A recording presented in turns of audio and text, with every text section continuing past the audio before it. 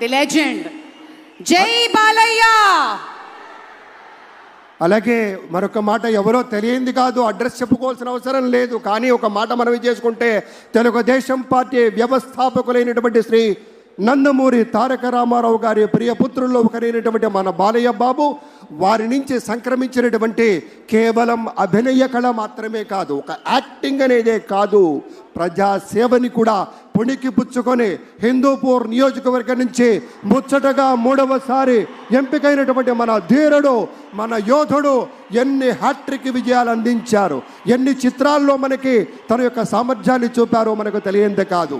అదొక్కటే కాదు పెద్దలారా, బాలయ్య బాబు గారి గురించి చెప్పుకుంటే బసవరామ తారకం ట్రస్ట్ పేరిట ఆయన అందించేటువంటి సేవలు అనుపమానం, అద్భుతం.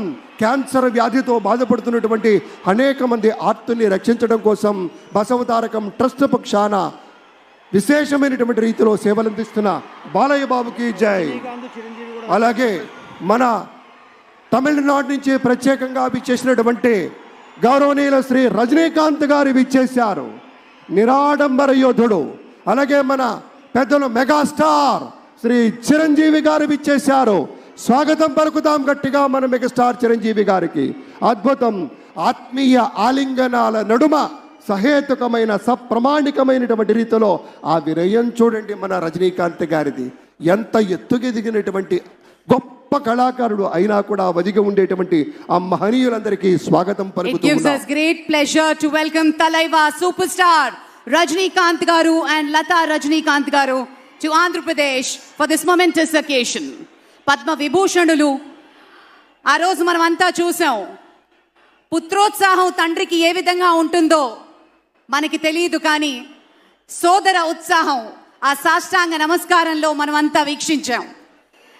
ఆప్యాయత, అనురాగం, అనుకున్నది సాధించి పవన్ కళ్యాణ్ గారు సోదరుడు మెగాస్టార్ గారికి సాష్టాంగ నమస్కారం చేసిన తరుణం మనందరి కళ్ళల్లో కూడా నీళ్ళు వచ్చాయి, ఆనంద బాష్పాలు వచ్చాయి. ఒక విజయాన్ని సొంతం చేసుకుని తిరిగి ఇంటికి వెళ్ళి తల్లి గారికి, వదిన గారికి, అన్నగారికి చేసిన సాష్టాంగ నమస్కారాన్ని ఈరోజు సభాముఖంగా గుర్తు చేసుకోవడం అవసరం అనిపించింది. It gives us great pleasure to welcome all the dignitaries across the world. ఇప్పుడు ఒక సాంస్కృతిక అంశంలోకి వెళ్లే ముందు ఒక ఆడియో విజువల్ ప్రెజెంటేషన్ ప్లే చేయవలసిందిగా టెక్నికల్ టీమ్ ని రిక్వెస్ట్ చేస్తున్నాం.